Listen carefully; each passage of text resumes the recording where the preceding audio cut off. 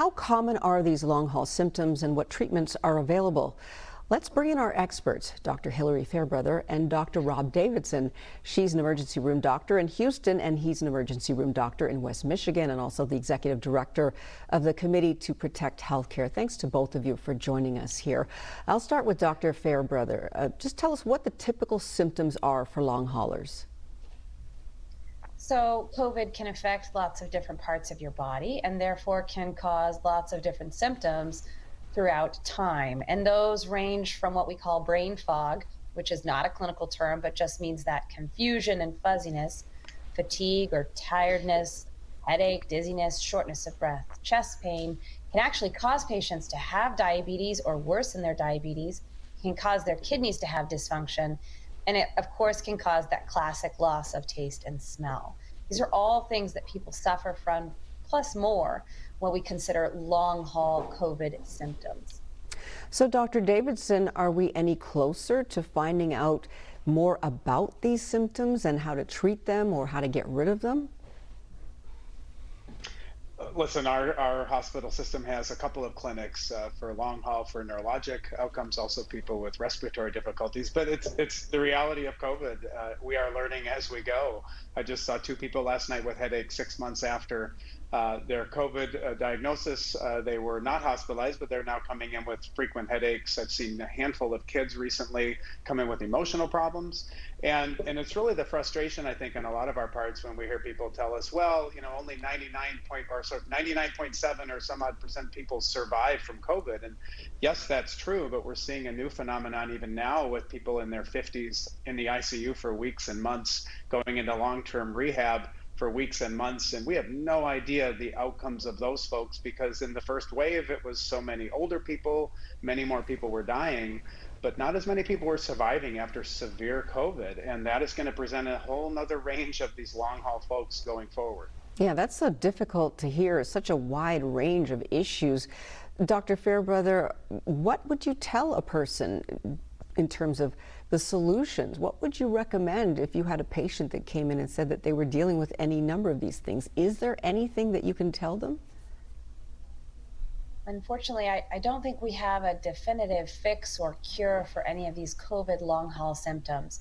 There is some preliminary data that if you had very mild or asymptomatic COVID, and you unfortunately are suffering from a long term symptom like fatigue or headache or shortness of breath, that getting the vaccine is something that has helped some people resolve those long term symptoms. So I would encourage anybody suffering from long term COVID symptoms to get the vaccine. And it really doesn't matter which one, any vaccine will do, the J&J or either of the mRNA vaccines. Other than that, we really don't have a treatment. I think the hope is that the vast majority of COVID long haulers do get better, even if the symptoms last for a month. The majority of people, the symptoms do go away. And that to expect that it is going to be difficult. There's a lot of depression and anxiety that is going along with these symptoms, or is the actual primary COVID long haul symptom itself.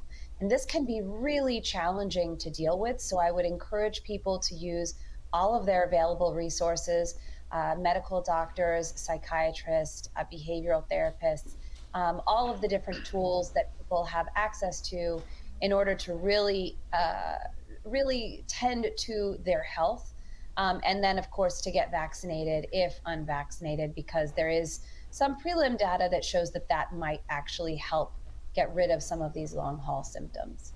And of course, we know some people are still nervous about getting the vaccine. So, Dr. Davidson, I want to ask you, what are your thoughts about possible new COVID treatments that are coming to market? We've heard about a pill. We've heard a couple of other things that they are looking into. How optimistic are you that we'll find some sort of COVID treatment rather than people relying on everybody to get the vaccine?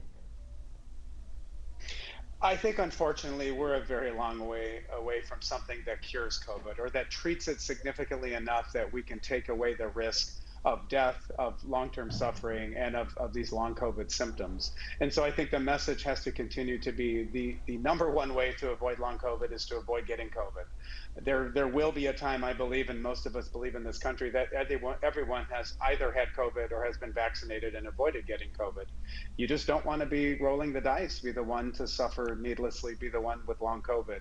And so I hope people just realize what we have that can prevent it, and not rely that something will be discovered that can make them better if they get it. Dr. Fairbrother, what are your thoughts? Are you any more optimistic? I think that's probably the voice of reality we're hearing, but just wondered your thoughts on that as well. Well, it's hard to know. I remain hopeful that we will continue to make strides against this virus. I also believe that there isn't anything on the immediate horizon that is going to be as effective as the vaccine. Our vaccines are basically 100% effective in preventing severe COVID and death by COVID. And we do know that there is a big difference. If you are hospitalized for COVID, you have a 50% chance of having a long-term symptom. If you are not hospitalized with COVID, you have less than 30. You have like a 25% chance of getting a long hauler symptom.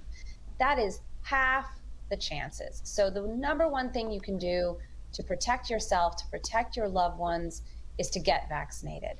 After that, hopefully we will continue to make strides. Hopefully we'll get this one pill a day to really fight COVID and those who get the infection. We still have a good chunk of our community, including my children, who are not old enough to be vaccinated. So I know we are all looking for treatments and looking for the future, but until that point in time, the number one thing we can do is to get vaccinated.